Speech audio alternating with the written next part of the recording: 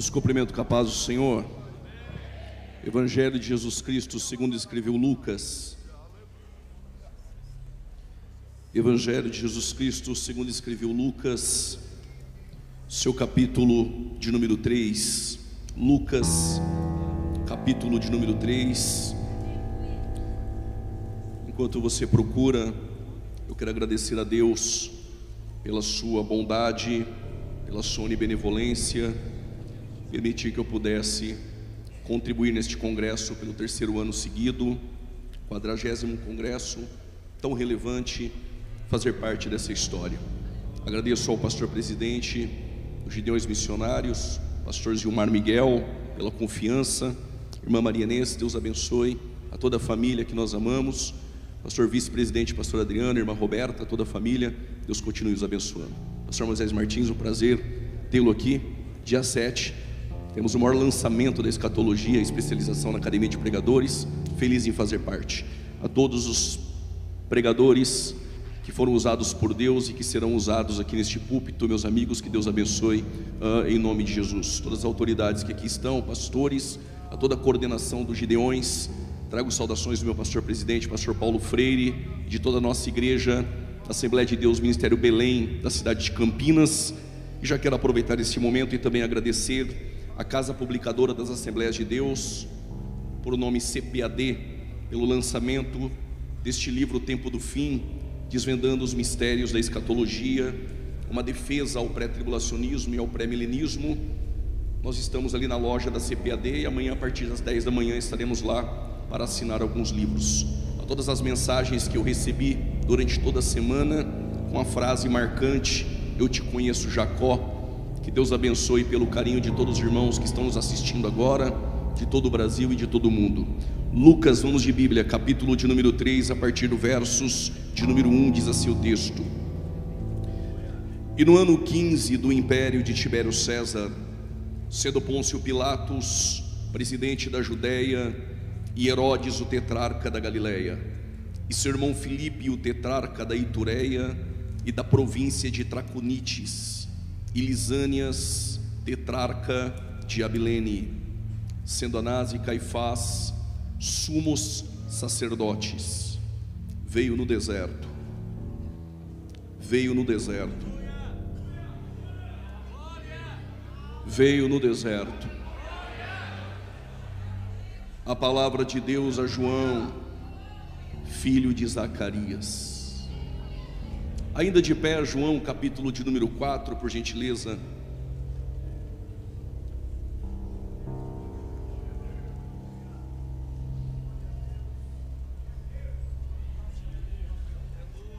João, capítulo de número 4, versos de número 22. Vós adorais o que não sabeis, nós adoramos o que sabemos, porque a salvação vem dos judeus. Mas a hora vem, e agora é, em que os verdadeiros adoradores adorarão o Pai em espírito e em verdade, porque o Pai procura não bons pregadores, não excelentes cantores. O Pai procura os que o adoram em espírito e em verdade. Tome seu respectivo assento em nome de Jesus.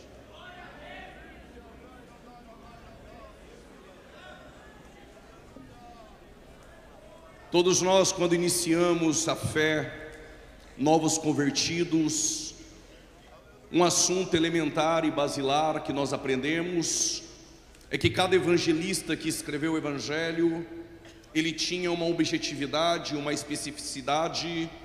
Cada um dos evangelistas que se proporam a escrever o Evangelho, cada um carregava dentro de seu coração uma proposta. Mateus, quando escreve o seu Evangelho, ele direciona esse Evangelho aos judeus, e a proposta mateana é apresentar Jesus como rei. Que este Jesus que ele apresenta no seu Evangelho é o mesmo que os profetas profetizaram e falaram acerca dele. É por isso que nós vamos ler aquilo que Mateus escreve comumente, para que se cumprisse o que foi predito pelos profetas. Mateus apresenta Jesus como rei. Diferente de Marcos, que não fora uma testemunha ocular de Jesus, que segundo Papias, um dos pais da igreja, quem ditara o evangelho para Marcos fora Pedro. E Marcos escreve aos romanos, e o objetivo de Marcos é dizer que Jesus ele é servo, porém um servo que é maior do que César, um servo que tem mais poder do que César. Pelos 16 capítulos de Marcos, nós entendemos que Marcos registra o maior número de milagres possíveis dentro dos evangelhos. Diferente de João, que andou com Jesus e chamado de discípulo amado, este mesmo João é aquele que reclinava a sua cabeça no peito de Jesus. Esse João escreve um evangelho universal, apresentando Jesus como Deus e como Filho de Deus. No capítulo de número 1, versículo de número 1, ele apresenta Jesus como Deus. No versículo de número 4, ele apresenta Jesus como a vida. No versículo de número 7, é o Jesus que testifica a luz. No versículo de número 14, é o Jesus que habitou no meio de nós. No versículo de número 18, o unigênito do Pai. No versículo de número 29, o Cordeiro de Deus que tira o pecado do mundo. No versículo de número 41, o Messias. No versículo de número 49, o Rei de Israel, o Filho de Deus. E no versículo 51 e 52, ele apresenta Jesus como Filho do Homem. Lucas, porém, não obstante, ele tem a sua particularidade, a sua especificidade, a sua individualidade dentro dos seus escritos. Lucas é historiador, ele tem uma preocupação, que sua narrativa não orbite ou não gravite sobre uma estrutura que é simplesmente abstrata. Lucas vai colocar estacas históricas e vai registrar nomes de governadores e tetrarcas para fundamentar o seu registro histórico, para que haja credibilidade naquilo que ele escreve e veracidade no passar dos anos. Eu explico. Se Mateus estivesse aqui nessa reunião dos Gideões, com certeza daqui 70 ou 60 anos ele iria escrever dizendo: estávamos todos reunidos naquela noite e o Rei Jesus estava presente entre nós. Se Marcos não estivesse aqui, mas procurasse alguém para ditar tudo o que aconteceu neste evento, ele iria dizer: enquanto os Gideões, nós estávamos adorando e a palavra sendo pregada, Jesus estava curando. Parece que alguém acredita. Jesus estava curando e operando milagres. João iria escrever daqui a 50, 60 ou 70 anos que todos nós estávamos reunidos, os Gideões missionários, e que naquela semana o nosso Jesus, que é um Deus eterno, esteve presente entre nós. Porém Lucas não estaria presente, mas como historiador, ele iria procurar cada pregador que passou por este púlpito, cada membro de igrejas que vieram em suas caravanas, iria procurar pastores de casa em casa, iria recolher todas as informações, ajuntar as narrativas, e com certeza Lucas iria escrever concatenando em ordem cronológica. Desde o dia 27 de abril até o dia 5 de maio, estávamos reunidos em Santa Catarina, na cidade de Camboriú. O prefeito era este Pavan, e o governador de Santa Catarina, Jorginho Melo, e o presidente da república, o fulano de tal. E Gideões missionários era presidido pelo pastor presidente, pastor Gilmar Miguel. E os pregadores que passaram por aquele púlpito ministraram em poder a palavra de Deus. É por isso que Lucas começa dizendo: e no 15º ano do reinado de Tibério César, sendo Pôncio Pilatos governador da Judéia, Herodes o tetrarca governador da Galileia, sendo seu irmão Filipe da região da Itureia e Lisânias da região de Abilene, sendo Anás e Caifás sumos sacerdotes. Alguém poderia duvidar se o Rei Jesus estava entre nós? Alguém poderia duvidar dos milagres registrados por Marcos? Mas alguém iria dizer: é verdade, no ano de 2025, no mês de abril e maio, eles estavam reunidos naquele lugar. É possível que alguém duvide da cura, mas alguém iria dizer: é verdade, verdade, Gideões estava reunido naquele lugar e naquele mês, e há veracidade naquilo que Lucas está registrando. É por isso que Lucas diz que há imperadores, há governadores e sumos sacerdotes. Permita-me dizer isso, quando Lucas agora, como médico, em uma ética apurada, ele coloca o S em pluralidade no sacerdócio, ele está dizendo, não poderia ter dois sacerdotes, só poderia ter um sumo sacerdote. Se tem dois, está corrompido. O que Lucas está registrando essa noite é: a palavra de Deus não está entre o império,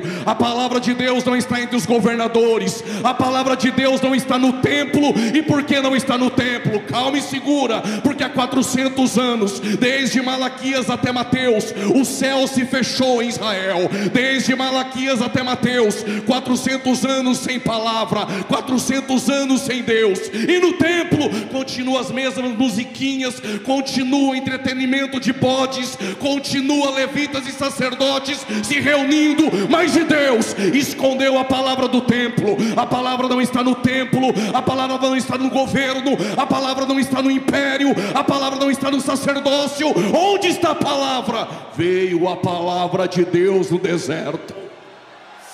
Parece que alguém levantou a mão e entendeu. Veio a palavra de Deus no deserto.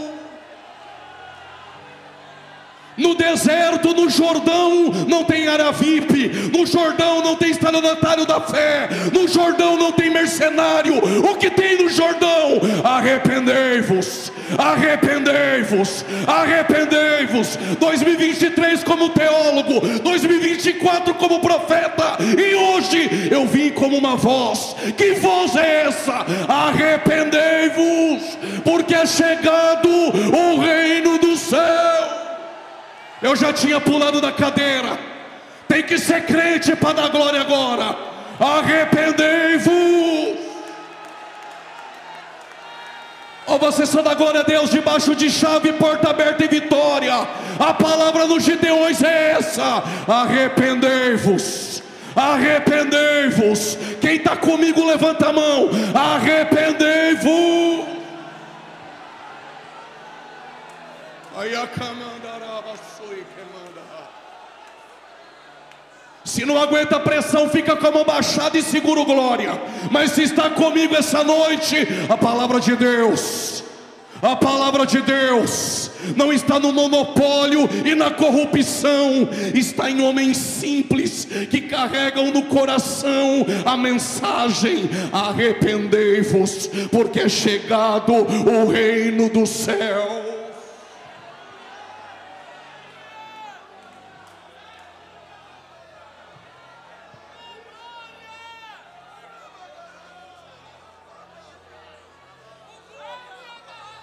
O que vocês foram ver no deserto?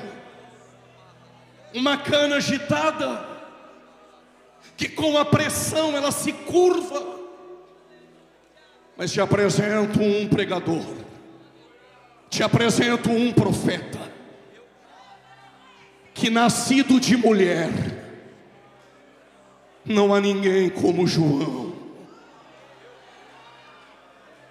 Deus deixou as estruturas de mármore e as colunas do templo para fazer do Jordão um tabernáculo.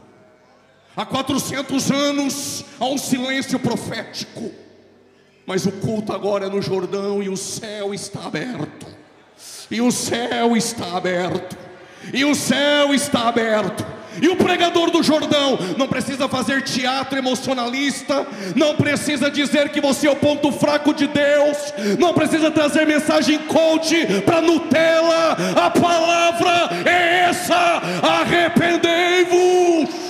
Igreja brasileira, a palavra para nós é essa: arrependei-vos, arrependei-vos, porque é chegado o reino do céu.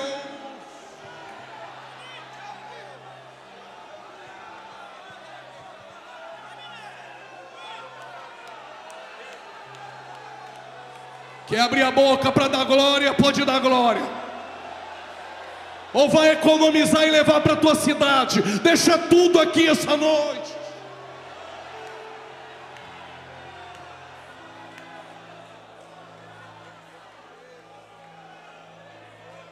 Quem é João? Em meio a um silêncio profético, em meio à crise moral, em meio ao esfriamento na fé, Lucas registra que é um homem por nome Zacarias, e sua esposa tem por nome Isabel. Mas diz o texto que Isabel era estéril. Isabel carregava no colo o opróbrio, a vergonha. Não cantaria jamais em sua casa o Salmo 128. Isabel via o seu esposo sacerdote nas atividades do templo e no ofício sacerdotal, mas carregava uma vergonha dentro dela. Mas diz o texto que mesmo em meio à frieza e à apostasia, o casal permanecia irrepreensíveis, porque a pressão e a frieza de fora não altera a essência de um coração fiel do lado de dentro. Mas ela é estéril e acreditava em um Deus que fez um ventre estéril de Sara gerar uma nação, que fez o ventre estéril de Rebeca gerar um herdeiro, que fez o ventre estéril de Raquel gerar um governador, que fez o ventre estéril de Ana gerar avivamento, que fez o ventre estéril da esposa de Manoá gerar um libertador, que fez o ventre de uma virgem gerar um salvador da humanidade, e que vai fazer o ventre dela gerar uma voz, a voz de arrependimento, que vai cruzar o tempo profético. De forma fidedigna e metódica, Lucas registra, como uma pena inspirada e apurada, com perspicácia ele diz: mas Isabel era das filhas de Arão, e Zacarias era da classe sacerdotal de Abias. Lucas não precisa dizer mais nada. O que Lucas está nos dizendo essa noite, Gideões, se ela é das filhas de Arão e o esposo é da ordem sacerdotal de Abias, Crônicas 24 e 25, o sacerdócio está corrompido. E por quê? Porque Anás já havia sido deposto. Anás é sacerdote caído, mas ainda tem influência dentro do templo. Por quê? Porque Roma bancava a cadeira. Tem muita gente com cadeira bancada, mas Deus não está no meio da corrupção e do monopólio. Deus está no Jordão com os céus abertos, usando um profeta de verdade.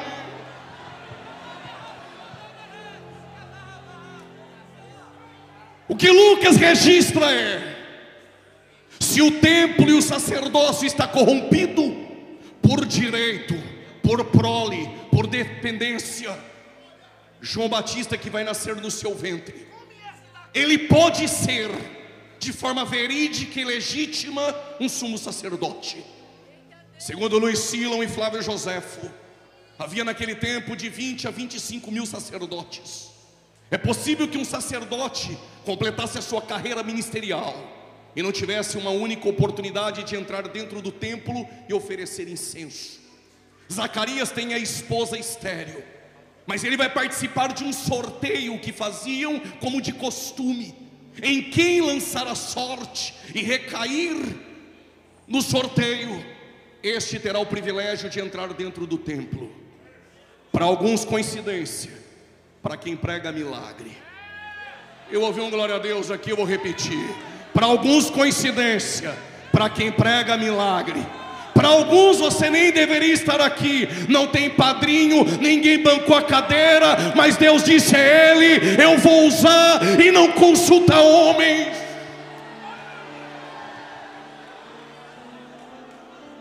Zacarias vai colocar a veste de linho, vai preparar o incenso. E o que tem no incenso? Do lado de dentro, Zacarias, você não leva o que você quer. Do lado de dentro se entrega aquilo que eu estabeleci. Alguém deu um glória, eu vou repetir.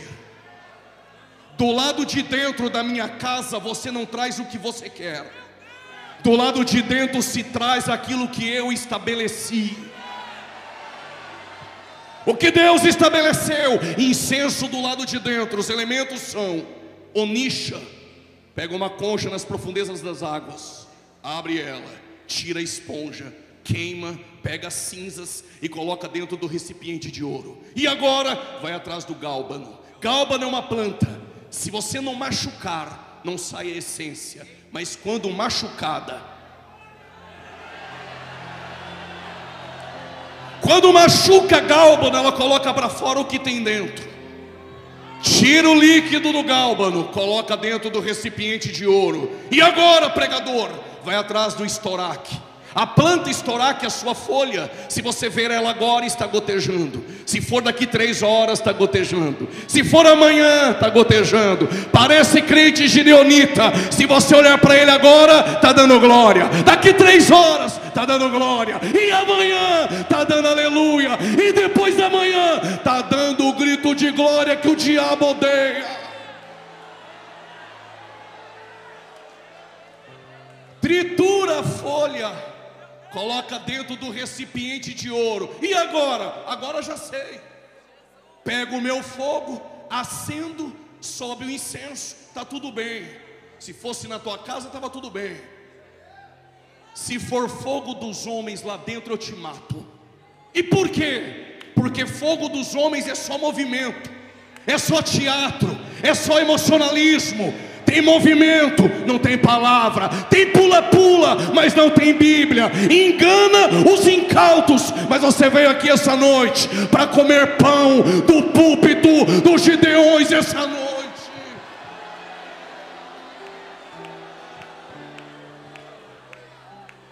Fogo dos homens até acende. Daqui a pouco é só fumaça. Cutuca teu irmão, fala para 2 ou 3, chacoalha 10, é só movimento. O que Deus disse? Vai lá no altar. Lá tem brasa e tem fogo.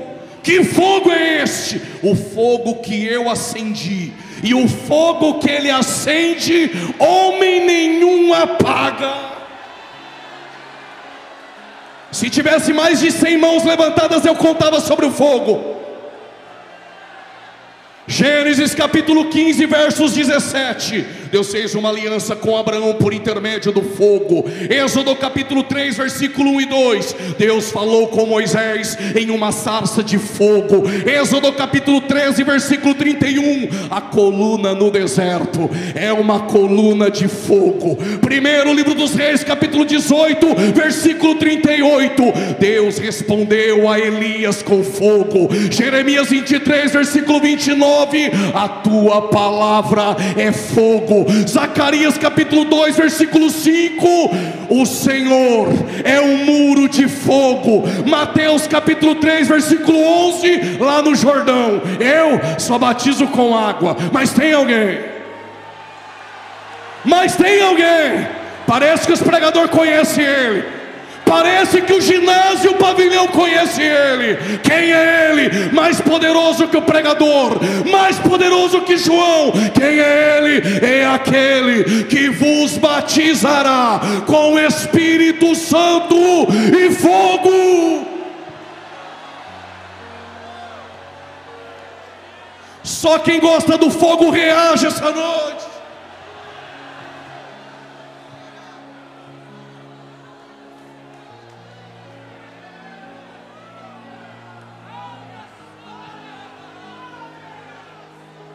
Vai ficar me olhando com essa cara de engomadinho ou vai encher essa casa de glória?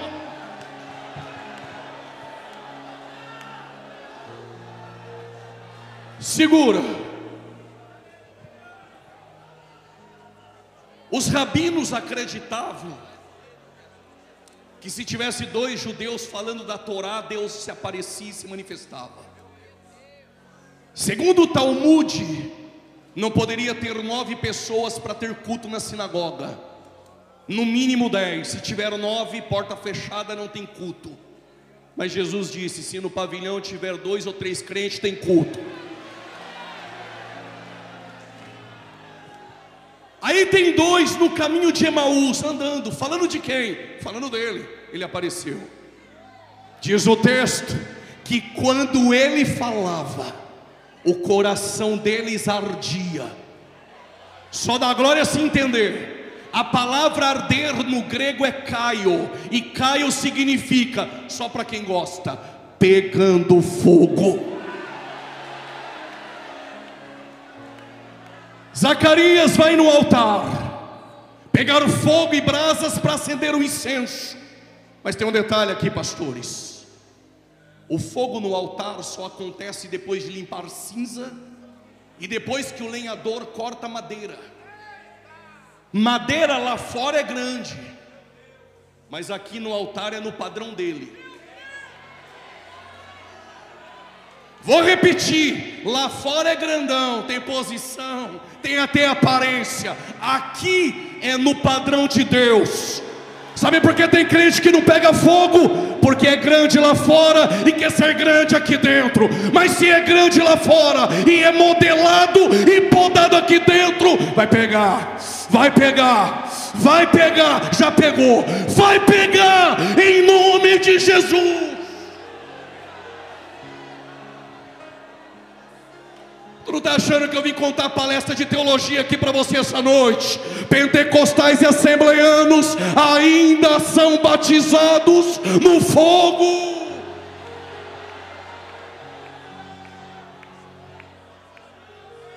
Zacarias vai vestir um linho, a mitra, o incenso.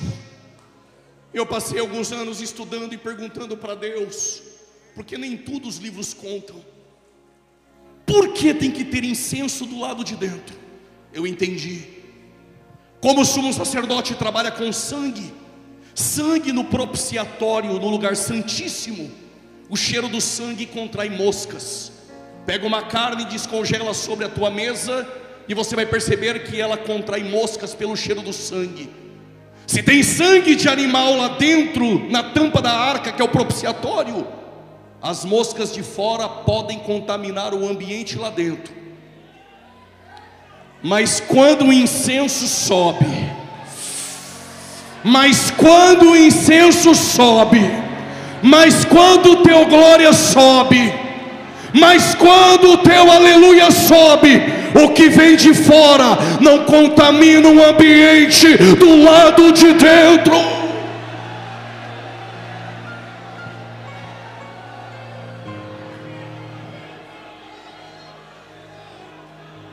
Permita-me, falarei paulatinamente. Zacarias sabe que há 400 anos Deus não fala. Zacarias sabe que os céus em Israel está fechado desde Malaquias. Ele vai para o formalismo. A mesma roupa, a mesma atividade, os mesmos materiais e elementos do incenso, o mesmo caminho, o mesmo endereço, o mesmo átrio, o mesmo altar do holocausto, o altar do incenso no lugar santo, a pia de bronze no átrio. É o mesmo caminho, o mesmo endereço. Não acontece com você na tua cidade? Eu já sei o endereço do culto, conheço de cor os hinos da harpa, as músicas do culto. É a mesma roupa, os mesmos avisos, 200 louvores cantados, coreografia camuflando uma sensualidade. São os mesmos artistas, são os mesmos atores, são os mesmos artistas, são os mesmos cachês, são as mesmas exigências. Até parece que todo culto é igual. Mas em Lucas capítulo 1 versos 8 diz o texto: e exercendo o sacerdócio do lado de dentro, mesmo sabendo que há 400 anos Deus não fala, Zacarias poderia abandonar tudo, jogar o ministério para o alto, mas Deus te trouxe essa noite para ouvir isso. Zacarias tinha uma certeza: enquanto eu entrego do lado de dentro, Deus se encarrega de fazer gerar o meu milagre do lado de fora. Alguém levantou a mão e entendeu? Enquanto eu adoro do lado de dentro, Deus se encarrega de gerar o teu milagre do lado de fora.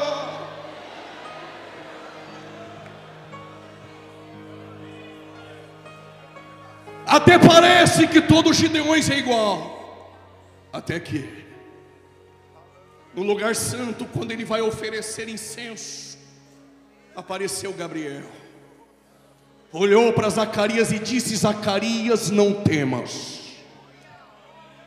Deus te trouxe aqui, irmã, para ouvir isso. As tuas orações, as tuas orações, as tuas orações, elas foram ouvidas.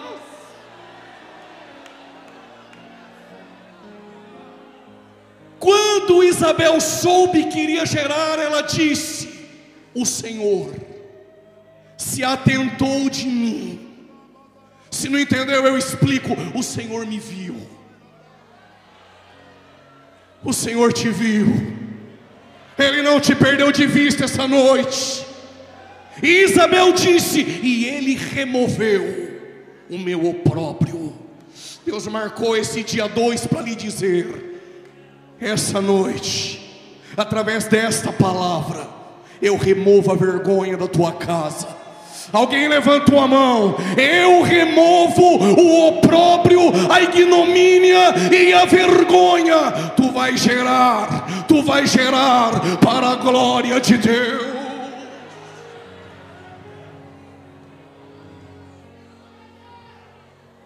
João Batista cresce, e João Batista agora ele pode vestir o linho do Pai. Ele é sacerdote. Ele pode colocar a mitra na cabeça com a lâmina, santidade ao Senhor. Ele pode entrar dentro do templo, ele pode oferecer incenso, e ele pode comer das comidas que o sacerdote come. Mas Deus disse: tu achou que iria ser sacerdote, mas eu te chamei para ser profeta.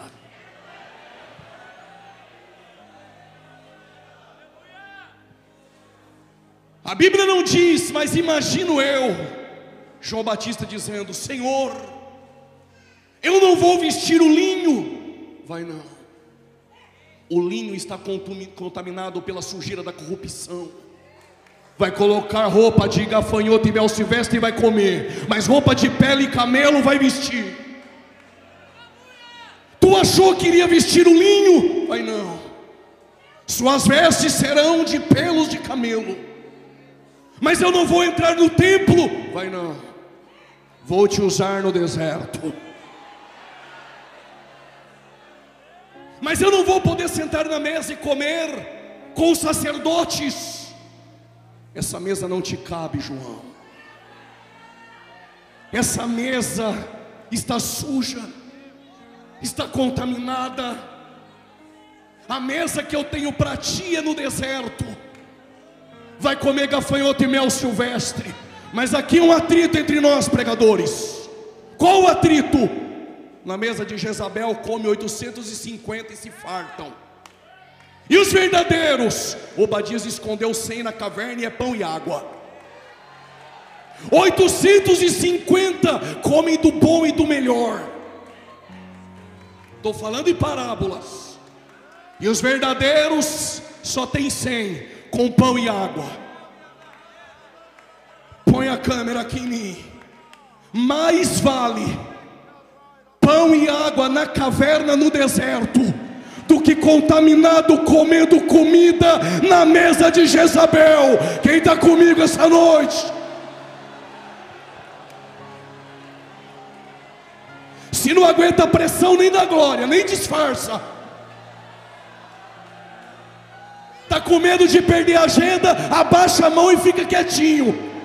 Mas se é profeta verdadeiro, que não se assenta na mesa, pula da cadeira, enche a casa de glória. Cadê o glória? Cadê o glória do povo de Deus?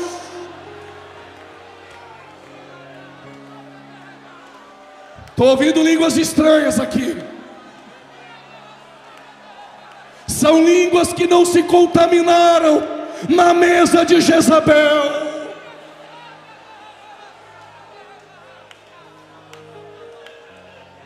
Na mesa de Jezabel tem os falsos. Mas a igreja brasileira precisa saber, eu não prego por agenda. Só tem falso, porque tem púlpito que sustenta. Só tem falso, porque tem pastor e igreja que banca. Se Jesus estivesse em nossos dias, Ele não iria virar a mesa, Ele iria virar os púlpitos. Os céus me trouxe para lhe dizer: fica aguardando com pão e água na caverna.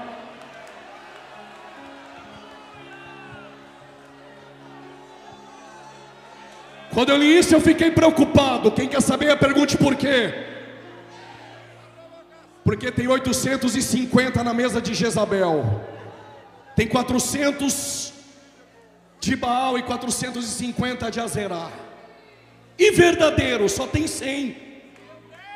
Aí eu pensei, estamos perdendo, estamos em desvantagem.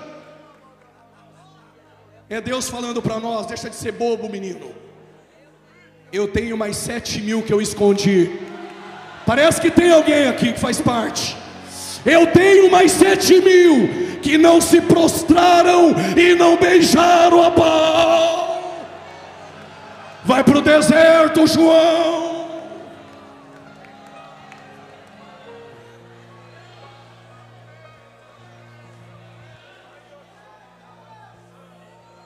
João está no deserto.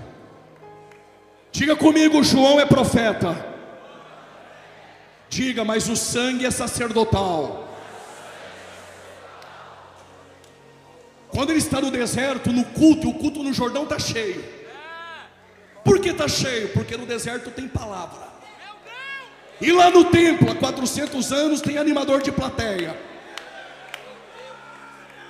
Só que João é profeta, mas tem sangue sacerdotal. Então ele conhece cordeiro de longe.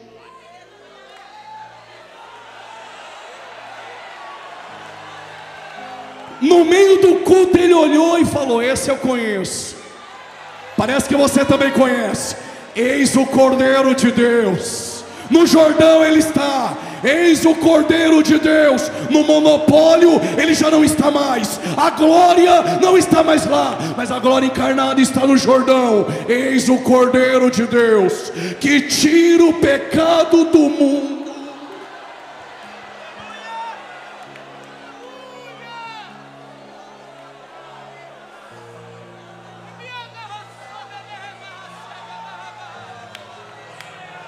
Se não conseguir, pode dar glória.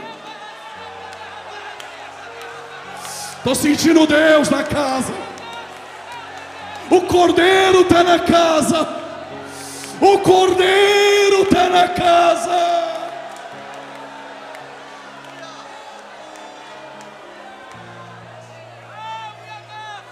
E amando a sua e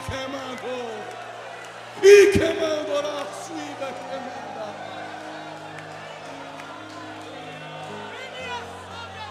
O céu está aberto em Gideões essa noite.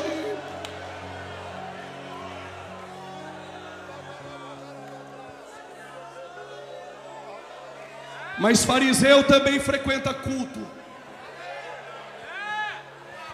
Pregador, não entendi, vou repetir. Fariseus também frequentam cultos.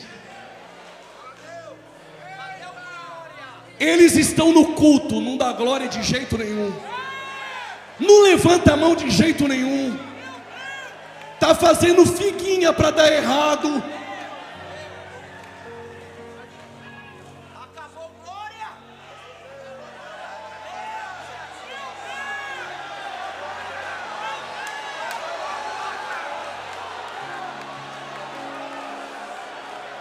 Se eu conseguir pregar, eu prego. Se eu não conseguir, deixa Deus fazer. Pregador, tem como provar que fariseu frequenta culto? Te prova agora. E para aqueles que assistiram 40 vídeos no YouTube, agora são teólogos, pode pôr na minha conta. O culto era na casa de Jesus. E é naquele culto que um homem vai sair por uma porta que ele nunca entrou. Ele entrou pelo telhado, pastor. Quando Jesus está no culto e vai curar ele, os fariseus estão no culto, não deram glória, não levantaram a mão, cara fechada, só pensaram. Só que se você não quer que Jesus saiba teu pensamento, é melhor que nem pense. Jesus olhou e falou: por que pensais mal em vossos corações? Só para saber, fariseu, que o Filho do Homem tem poder, não só para perdoar pecados.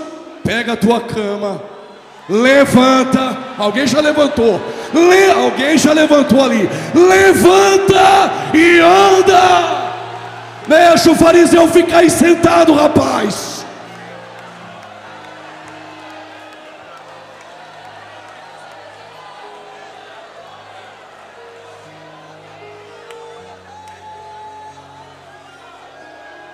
João termina de pregar, o povo vai embora e os fariseus vieram, estavam no culto.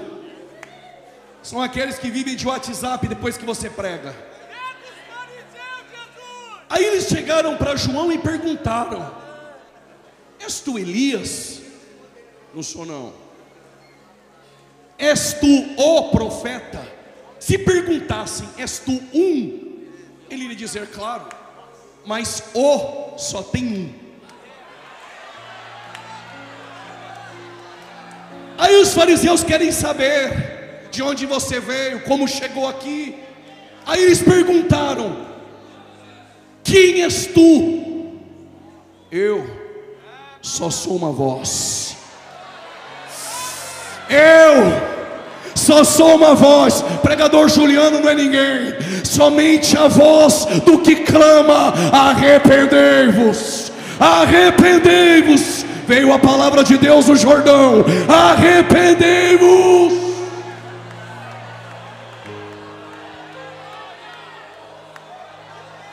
O primeiro grupo foi embora.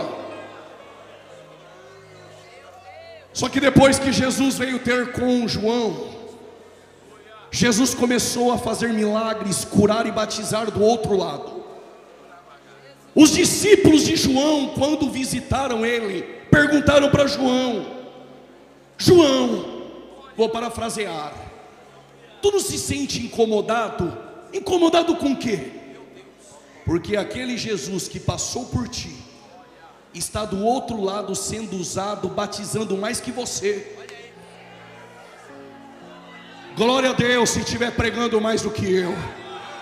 Glória a Deus se Deus encher ele mais do que eu. Glória a Deus se a igreja dele encher mais do que a minha. Glória a Deus, pastor, se Deus te usar mais do que eu. João falou: não estou preocupado não. Sabe o segredo do ministério de João? Eu quero mais que ele cresça.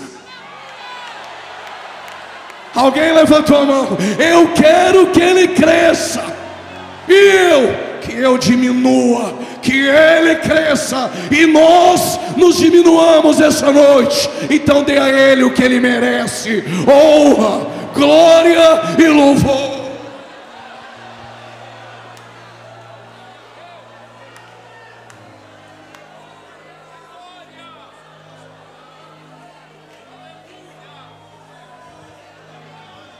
Se está pronto para escutar isso, diga amém. A voz de João fazia tremer o palácio de Herodes. Mas João nunca deixou o deserto para frequentar o palácio. Quem dera que alguém cortasse isso agora e mandasse para 2 ou 3 depois do culto. Profetas não frequentam palácios. Se frustrei, teu ministério veio no lugar errado. Profetas não frequentam palácios.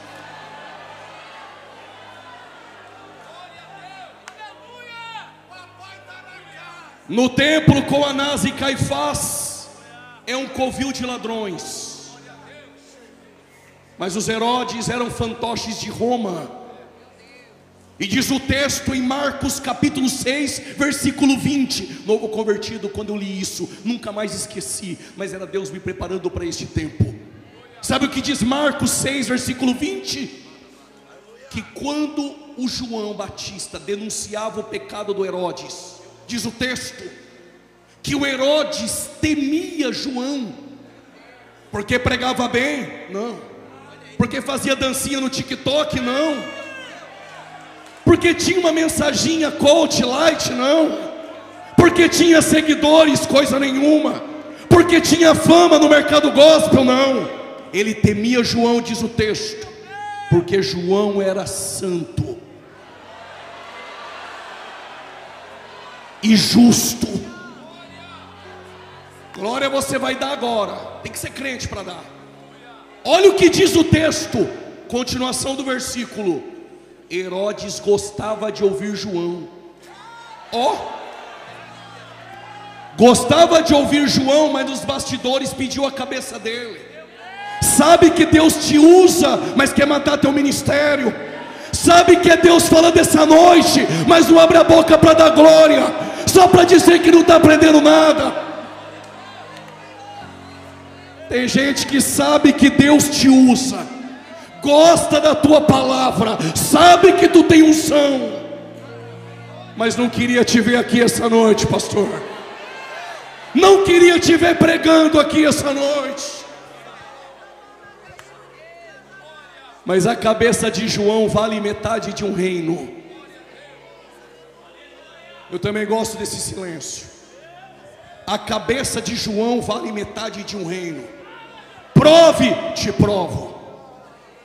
Herodes, Herodias e Salomé, bebendo orgia. De repente, embriagado, Herodes falou para ela: pede o que tu quer, até metade do meu reino eu te dou. Herodias falou para a filha: tu quer o quê? Quer metade do reino? Ela disse: não, quero a cabeça de João. Porque João não aprova pregador no quinto casamento pregar no púlpito do Jordão.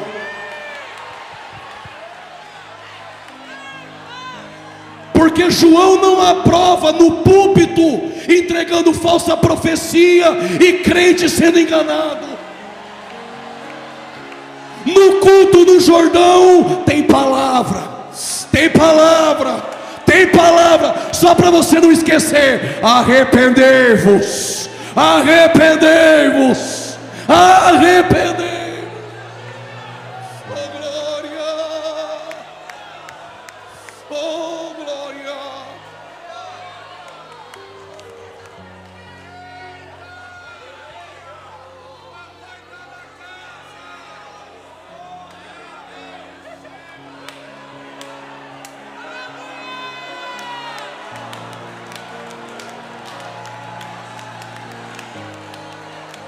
Quadragésimo Gideões ficará marcado. Tu sabe que Deus usa, mas queria nossa cabeça. Eu te conheço, Herodes. Eu te conheço, Herodes.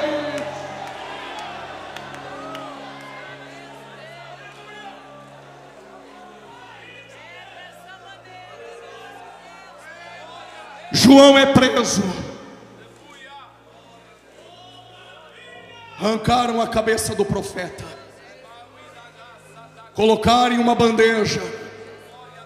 Pergunte bem forte: e agora? Se você fosse no culto, no templo, tem as musiquinhas lá, as mensaginhas lá, mas há 400 anos Deus não está mais lá. Aonde é o culto? No Jordão. Mas como arrancaram a cabeça de João, é como, vou repetir, os haters depois vão aproveitar. É como se tivesse uma placa no Jordão dizendo: o culto não é mais aqui. Mataram João. O culto não é mais no templo há 400 anos. Mas Isaías disse por quê? O profeta Isaías disse no capítulo 1: o culto que Deus reprova. Que culto era esse? Deus disse pela boca de Isaías: as tuas ofertas eu não quero mais. As tuas músicas não me alegram. Não venham mais para o meu culto trazer sacrifícios. Vocês me cultuam, mas o coração está longe. Quando o pregador pede, você aprendeu a cutucar 2 ou 3, você aprendeu a bater na mão de 10, aprendeu a chacoalhar 6, decoramos tudo sobre o culto, liturgia do culto, mas Deus disse: mas não conhecem o Deus do culto. O profeta de Tecoa, lavrador e boiadeiro, Amós, no capítulo 5 disse: afasta de mim o intrépito dos seus cânticos, eu aborreço das tuas festas. Sabe o que Deus estava dizendo?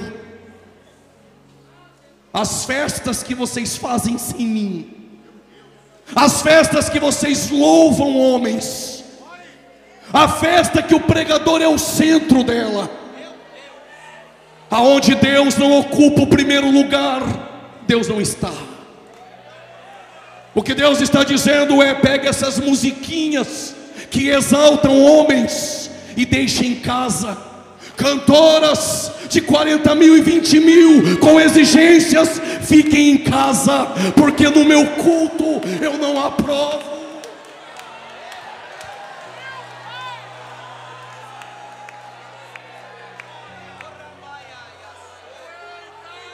Mas em Samaria também era assim. Sabe o que aconteceu em Samaria? Quando a Síria invadiu o reino do norte, levou cativo os nossos irmãos do reino do norte, eles colocaram lá 5 povos: Babel, Cuta, Rava, Hamat e Sefarvaim. Por que a Síria colocou 5 povos? Para que Samaria perdesse a identidade. Cada povo trouxe o seu Deus, suas músicas, seus cultos, suas vestes. Houve um sincretismo religioso. É o que está acontecendo hoje. Neopentecostais travestidos de espirituais e pentecostais estão manchando o pentecostalismo no Brasil.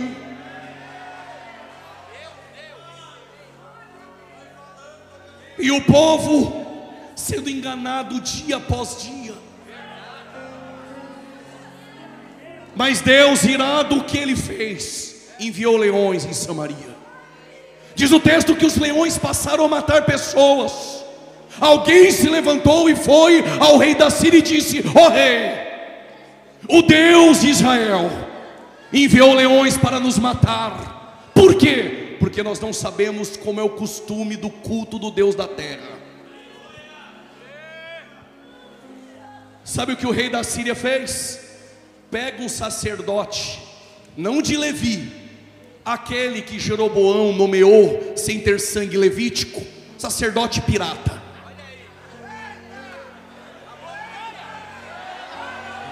Eu vou repetir: traz um sacerdote pirata para ensinar para o povo a manha do culto, só para calar leões. Tem obreiro pirata que só ensina a manha do culto, tem pastor pirata que só ensina a manha do culto, mas o que o povo precisa conhecer é o Deus do culto essa noite.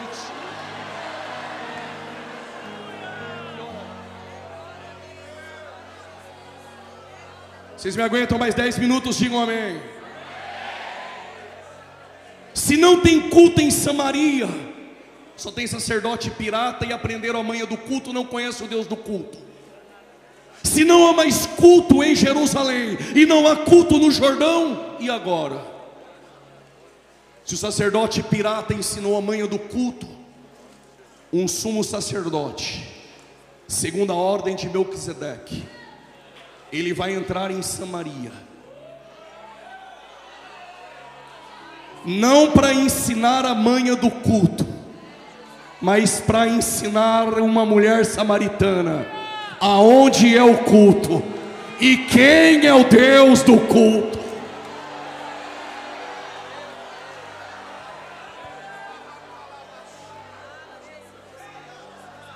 Ele está andando com os discípulos, aí ele disse aos discípulos: vão comprar comida? Os discípulos foram. O João não é bobo, o João ficou, entrou com ele em Samaria.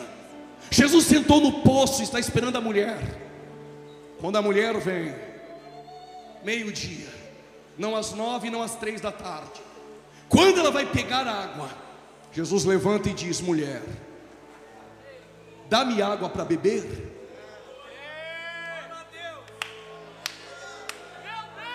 Como tu, sendo judeu, pede água para beber para uma mulher samaritana? Mulher, você vem neste poço, bebe água, vai para casa e volta a ter sede. Se tu conhecera o dom de Deus, e quem te pede água, tu já bebeu dela, tu me pediria, e eu te daria a água da vida eterna.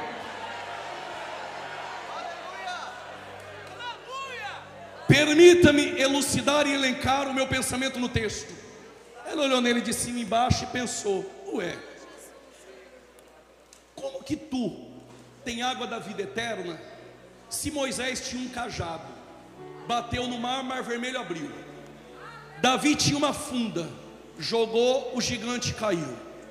Os sacerdotes de Josué tinham buzinas, tocou, Jericó caiu. Sansão tinha uma queixada de jumenta, matou 1000 homens. Tu não tem nenhum balde.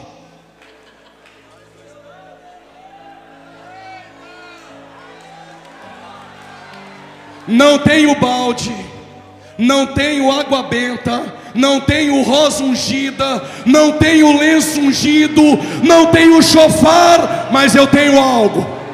Mas eu tenho algo que busca um presidiário no fundo do poço, que busca o traficante no fundo do poço. O que ele tem? Ele tem a graça. Ele tem a graça. Ele tem a graça.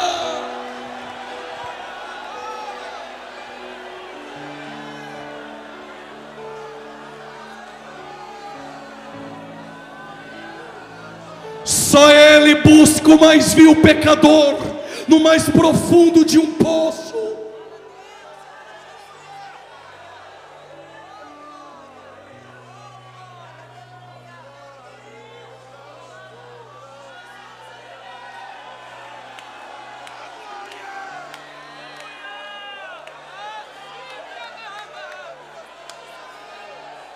Então faz o seguinte: me dá dessa água para eu beber. Vai lá e chama teu marido.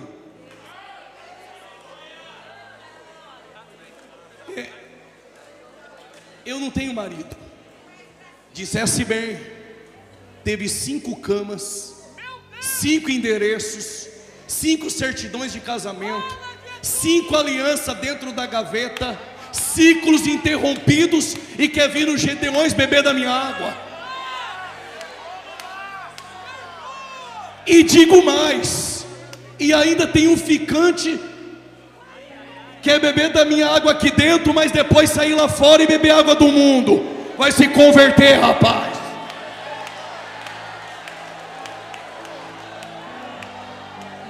E pode fazer passinho, girar, pular. Eu sei, se tu é crente, é pelo fruto, é pela conduta. Olha para mim aqui. Evangelho não muda a diversidade.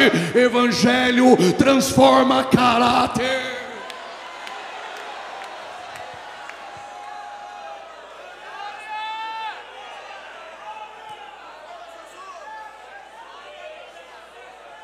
Eu vejo que tu é profeta, mas vamos fazer o seguinte: eu cresci adorando lá onde Jeroboão colocou 2 bezerrinhos em Dan e Betel, em Samaria.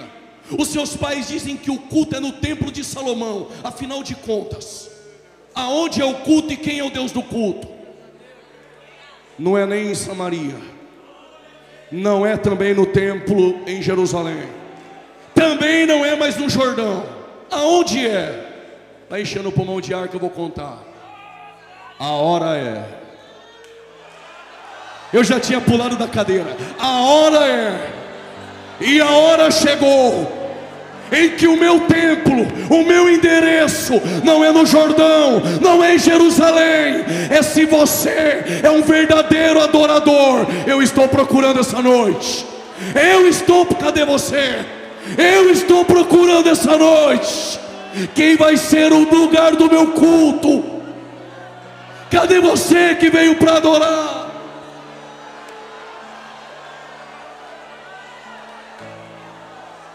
A hora é em que os verdadeiros adoradores adorarão o Pai em espírito e verdade.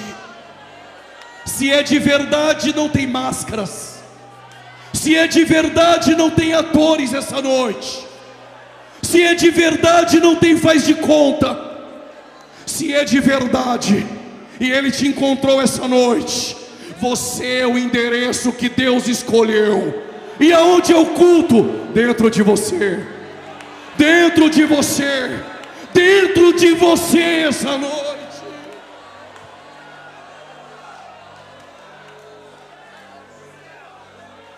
Sente. Já estou terminando. Pregador, se eu sou o ambiente do culto e o Senhor é o Deus do culto, em Jerusalém tinha glória. Cadê a glória? A glória que esteve atrás do véu de Moisés, e que depois eu descobri que não tinha glória nenhuma, era só véu. Ele não queria mostrar que a glória era transitória, e Paulo dedurou ele aos Coríntios. Aquela glória que encheu o tabernáculo de Moisés, aquela glória que quando os filhos de Asaf, Zacur, Matanias, Azarel e José tocaram na inauguração do templo de Salomão, ela encheu a casa e os sacerdotes não conseguiram ficar de pé. Essa mesma glória que Isaías disse que Deus não dividiria mais com ninguém. Jesus está orando em João 17 e disse: Pai, devolva aquela glória que eu tinha contigo. Vai fazer o que com ela? Eu vou dar para aqueles que tu me deste, para que eles sejam um, assim como nós somos um. O Deus do culto fala com você essa noite. Você é o ambiente que Deus escolheu essa noite. Eu não sei se você vai pegar, mas eu encerro aqui. Um dia Jesus disse: este templo vai ser destruído, mas em 3 dias eu levantarei. Segura. Só João pegou. João disse, pastor Moisés, ele falava isso do seu corpo. Vocês estão prontos para ouvir? Eu vou dizer. O que Jesus estava dizendo nas entrelinhas é: quando eu estava na eternidade, eu era o templo de Salomão, glória, glamour, esplendor. Mas quando eu me fiz carne, eu me tornei no templo de Zorobabel, sem formosura, sem aparência, desprezado pelos homens. Mas este templo da cruz vai ser destruído, mas ao 3º dia eu levanto um novo templo. Alguém já levantou da cadeira e entendeu? Eu levanto um novo templo. Que templo? Vós sois o templo. E cadê a glória? Paulo diz: nós andamos de glória em glória, de glória em glória, de glória enche essa casa de glória. Coloque-se de pé, nós queremos orar por você.